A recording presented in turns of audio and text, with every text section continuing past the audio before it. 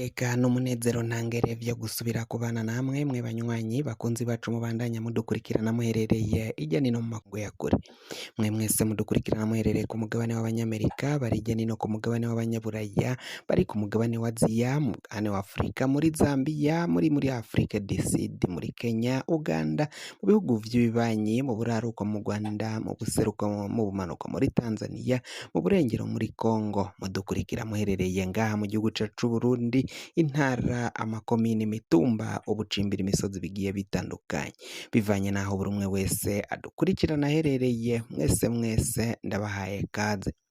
Fyonda subscribe niba ukoresha ururimi rw'icongereza canke niba ukoresha ururimi rw'igifaransa fyonda sabone, hama uraca uja ngaha iburyo urafyonda no kwako kantu kameze nk'agakengeri, amakuru, ibiganiro dutohoza umwanya ku mwanya bizoja bigushikira aho uzoba uherereye hose kw'isi. Amakuru agezweko ariko aravugwa ngaha mu gihugu cacu c'Uburundi, reka tuyatangurire kuri iyi nkuru ivugwa mu mutekano, ari nayo nkuru amakuru yacu agiye kuba ashimikiyeko.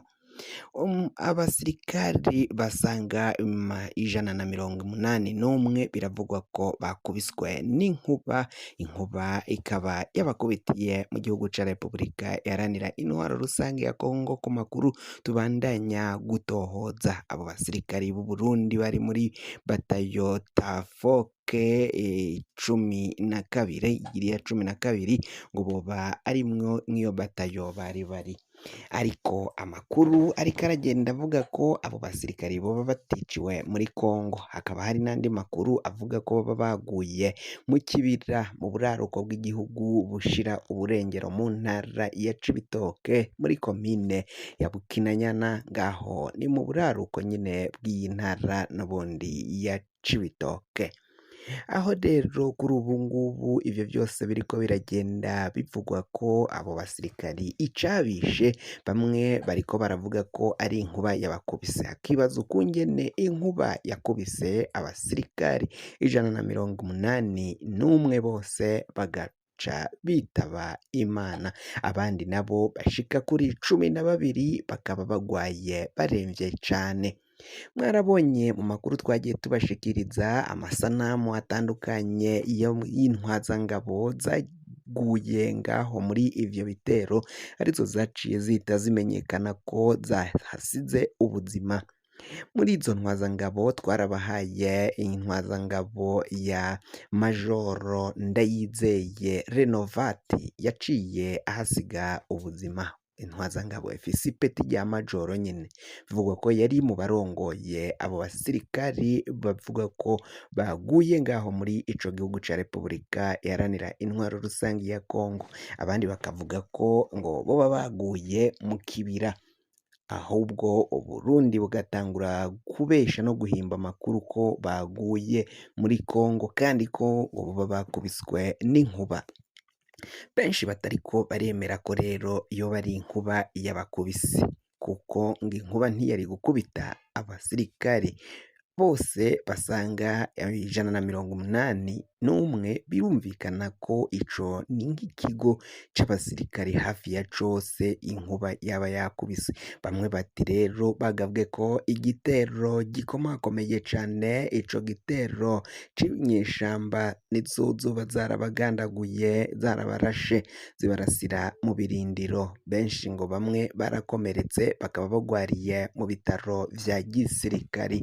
Bamwe kandi hari abajabukanwe ngo boba bari ngaha mu gihugu c'Uburundi, bakaba bashikanwe mu bitaro vya gisirikari ngaho mu Kamenge ni mu gisagara ca Bujumbura.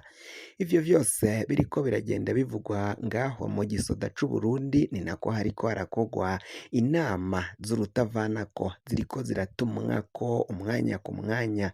Izo nama ziriko zirabera mu gisirikare c'Uburundi, bamwe bakavuga ko rero ari iziriko ziriga ku mutekano n'ukuntu ukungene abo basirikare b'u Burundi basaga baba 181 bazoshingurwa ni mu cubahiro canke koko niba baba barapfiriye muri Kongo, abo bose bariyo ibiziga bimwe bitaba vyari birasha ngaha mu gihugu c'u Burundi ngo hakigwa ukungene bashobora kubitahukana bakabizana ngaha mu gihugu cacu c'u Burundi.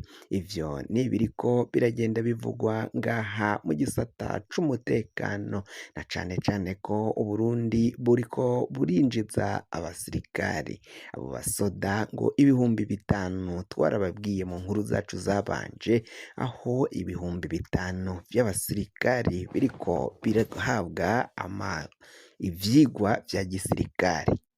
Ikambi zibiri ziri muri y'Imakamba, izindi centre zibiri, centre d'instruction nazo zikaba ziri muri Mutukura yo mu ntara ya Cankuzo, iyindi centre imwe iri muri ya Bururi, indi ikaba iri muri ya Mwaro, zose zikaba centre d'instruction ku basoda zitandatu. Izo centre zitandatu nizo ziriko ziraherwamwo abasirikari ivyigwa vy'igisoda. Abo basoda bakaba bariko barahabwa iyo myimenyerezo kugira ngo bazoje ngaho mu gihugu ca Repubulika iharanira intwaro rusangi ya Kongo kugwanayo. Abandi bakavuga ko bariko barahabwa iyo myimenyerezo kugira ngo bazofashanye n'interahamwe mbere na FDLR na FRN, imitwe yiyonkoye, imitwe igwanya ubutegetsi bw'igihugu kibanyi c'u Rwanda mu buraruko, harimwo n'umutwe wa FDLR wasize ukoze ihonyabwoko ry'abatutsi mu mwaka w'1994.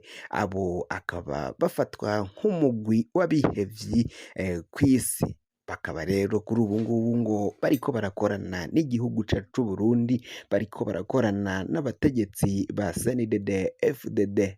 Inkuru dukesha ikimenyesha makuru SOS Media Burundi nico catangaje ukungene ubutegetsi bwa Gitega bwaba bwarahamagaje abatwaye izo nyeshamba za FDLR na FRN babahuriza ngaha mu gihugu c'u Burundi kugira ngo babashire hamwe, hama babahe n'inguvu, babatere intererano yo kuzogaba ibitero ngaho mu gihugu kibanyi c'u Rwanda baciye ku butaka bw'u Burundi, cane cane ngaho mu kibira nk'uko biriko biragenda bivugwa, ni mu ntara ya Cibitoke n'intara ya Kayanza, ngaho ni mu buraruko bw'igihugu cacu c'u Burundi, bikaba mu bumanuko bw'igihugu c'u Rwanda. Aho rero amakomine nka Mabayi, Bukinanyana zo muri Cibitoke na komine Kabarore na Matongo zo mu ntara ya Kayanza, ayo makomine ngo niyo yiteguriwe cane kuzonyuzwamwo ibitero bijabuka biterwa ngaho mu Rwanda, nk'uko amakuru dukesha SOS Media Burundi abandanya kugenda abishikiriza.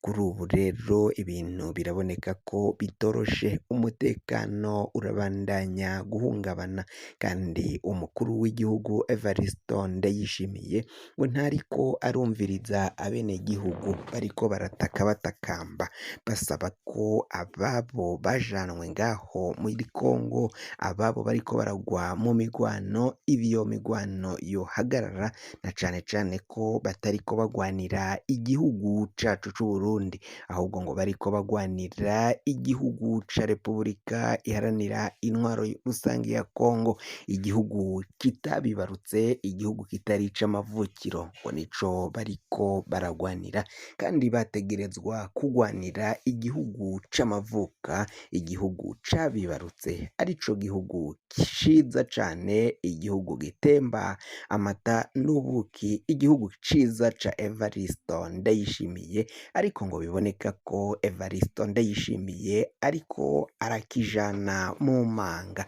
araja kugitembagaza nk'uko biriko biravugwa, ngo nta wundi rero kandi azogisayura atari abenegihugu, cane cane abo batashigikiye amabi akogwa n'abategetsi batandukanye bo ngaha mu gihugu cacu c'Uburundi, cane cane Evaristo Ndayishimiye, Colonel Reveriyano Ndikuriyo, General Prime Niyongabo, General Gervas Ndirakobuca batazira Ndakugarika, General Ildefonse Habarurema atwaye iperereza ry'Uburundi, abo bose bakaba bariko bariyamirizwa n'abanyagihugu. Kugira ngo amakuru mwene nkaya aza gushikako wafyonda subscribe niba ukoresha ururimi rw'icongereza canke niba ukoresha ururimi rw'igifaransa urafyonda sabone, hama uraca uja ngaha iburyo urafyonda no kwako kantu kameze nk'agakengeri, amakuru ibiganiro dutohoza umwanya ku mwanya bizoja bigushikira aho uzoba uherereye hose kw'isi. Mwe mwahejeje gufyonda subscribe kandi tukaba tubakengurukira cane muri abo kubahwa. Amakuru yacu nakagaruka nagahwane.